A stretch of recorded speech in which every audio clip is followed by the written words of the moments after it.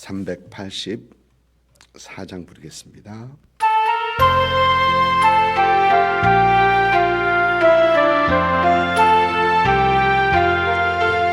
나의 갈 길 다가 도로 예수 인도하시니 내 주 안에 있는 긍휼 어찌 의심하리요. 믿음으로 사는 자는 하늘 위로 받겠네. 무슨 일을 만나든지 만사 형통하리라. 무슨 일을 만나든지 만사 형통하리라.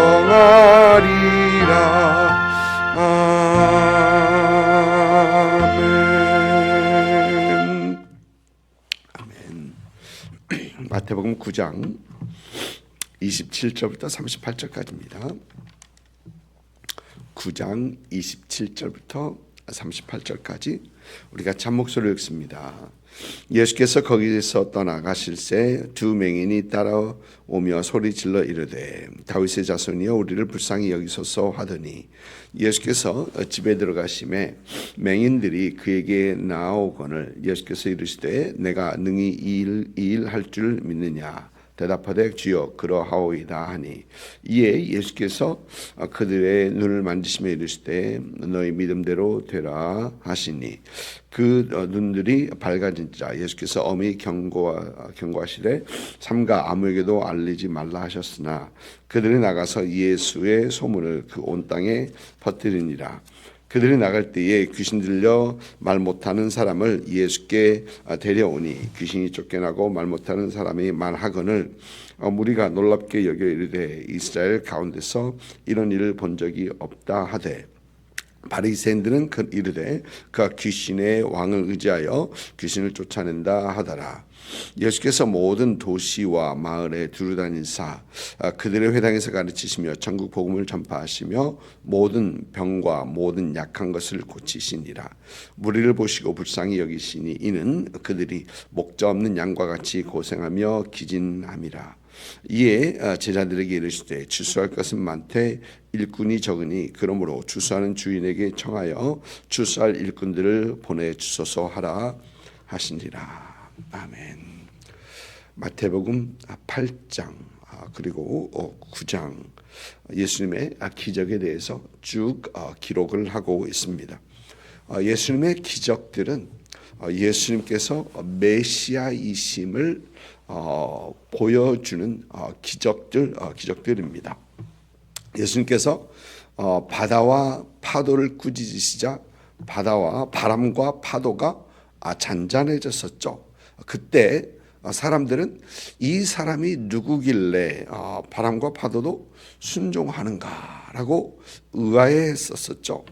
또 9장 앞부분을 보면 이 중풍병자에 걸린 사람을 중풍병자를 친구들이 데리고 예수님께 옵니다. 예수님께서는 그들의 믿음을 보시고 그렇게 되어 있죠. 그러면서 소자야 내 죄가 사함을 받았다라고 하십니다. 그러면서 쭉 읽어가다 보면 예수님께서 죄 사함의 권세가 있는 것을 보여주시기 위하여 이렇게 하셨다라고 우리 주님께서는 말씀하시죠.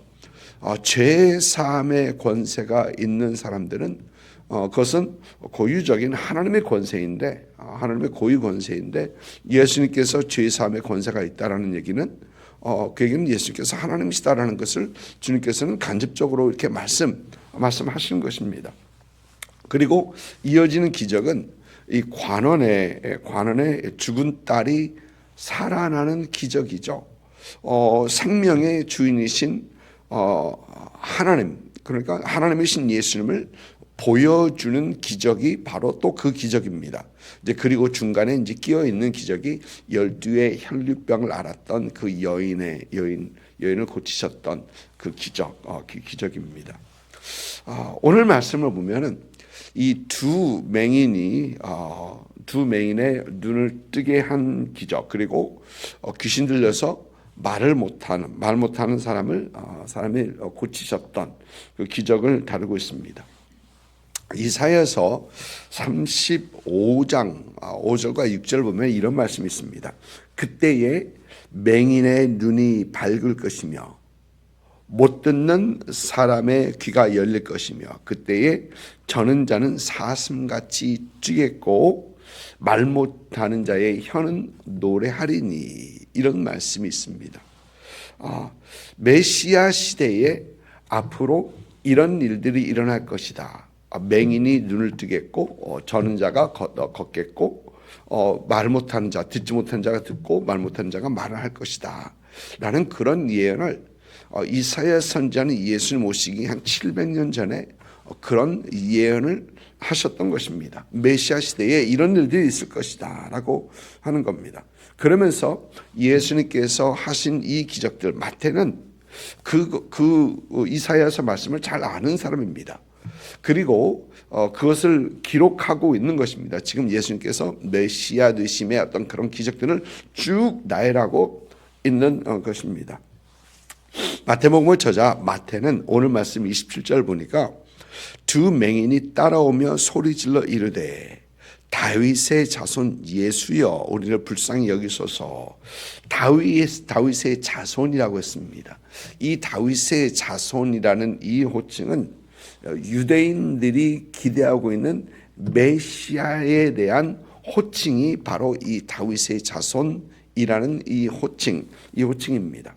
그리고 마태복음의 주자, 그러니까 마태는 유대인들을 염두에 두고 기록한 복음서가 이 마태복음이죠.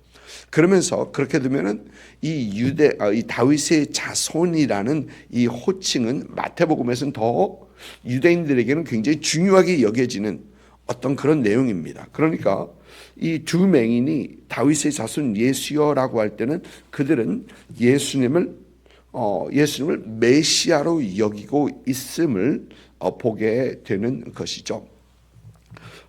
맹인들, 그들은 눈은 보이지 않지만 그들은 예수 그리스도를 메시아로 보고 있더라라는 것을 우리는 참 재밌는 어떤 그런 패러닥스를 보게 되는 것이죠. 28절에 우리 주님께서는 질문하십니다. 내가 능히 이 일을 할 줄 믿느냐?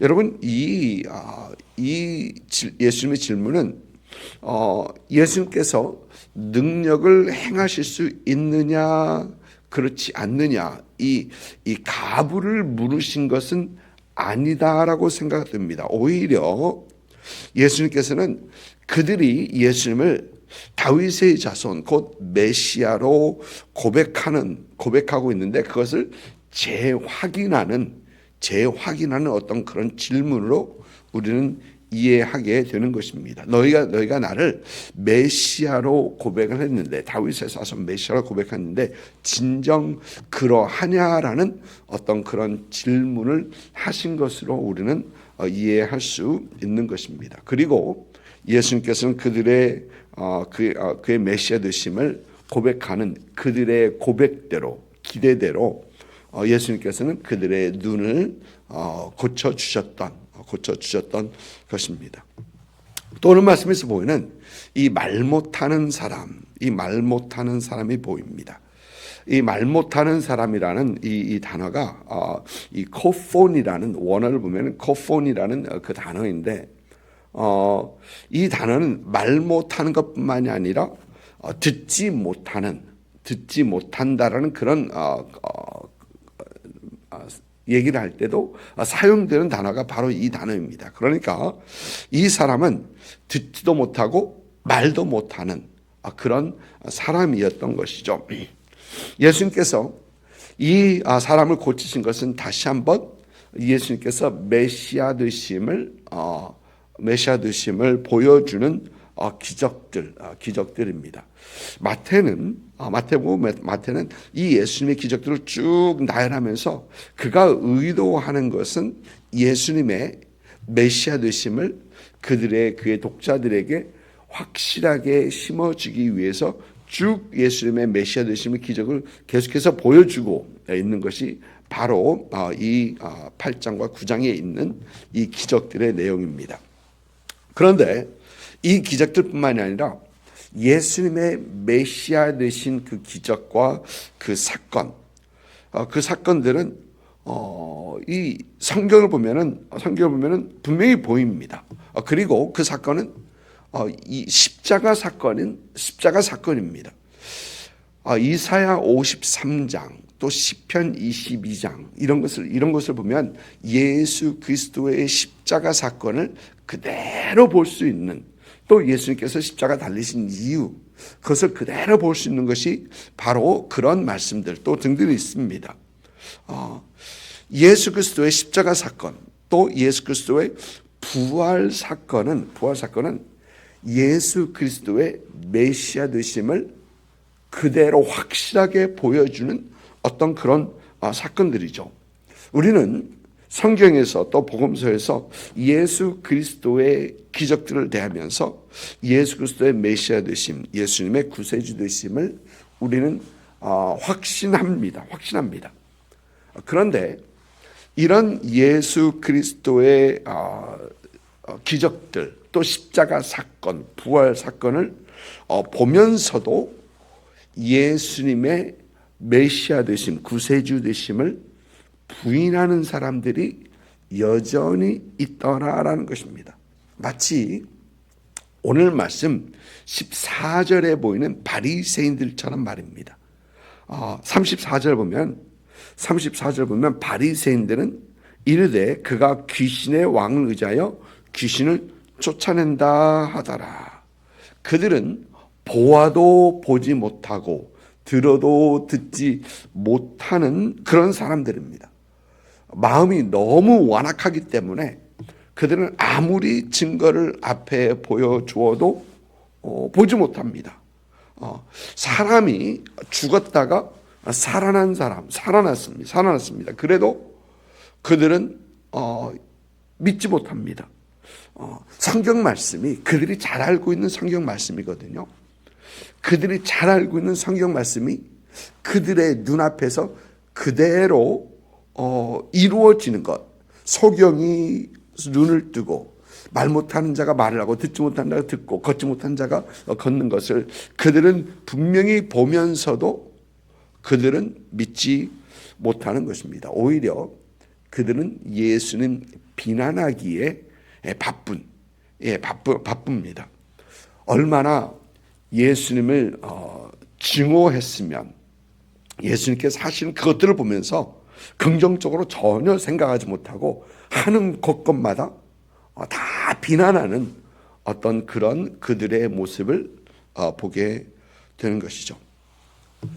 여러분, 이런 그들을 보면서 우리가 성경에 있는 것들을 보면서 성경에 예수 그리스도에 대하여 기록하고 있는 그것들, 또 이루어지는 그것들, 성경에 예수께서 메시아 되심, 구세주 되심을 보여주는 그 증거들을 보면서 믿을 수 있다는 것이 얼마나 감사한지, 저는 사실 이 성경이 하나님의 말씀이다라는 것을 믿어지는 것이 얼마나 감사한지. 여러분, 왜냐면요, 이 성경이 믿어지지 않으면 하나님이 보이지 않습니다. 성경이 믿어지지 않으면 하나님께서 천지 만물을 지으셨다라는 걸 우리는 믿을 수가 없습니다. 성경이 믿어지기 때문에 그 믿어지는 그것도 하나님의 은혜고, 우리는 예수 그리스도를 믿을 수 있는 것이고, 또 그 믿음으로 인하여 우리가 구원을 얻고 영생을 얻고 죄사함을 얻고 하나님의 자녀로서 살아가는 것입니다.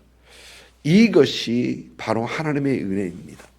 그래서 우리는 무엇보다도 하나님의 말씀, 성경에서부터 우리 예수 그리스도를 만나고 믿고 또 우리 주님과 더 동행하는 그런 우리가 되어야 되겠습니다.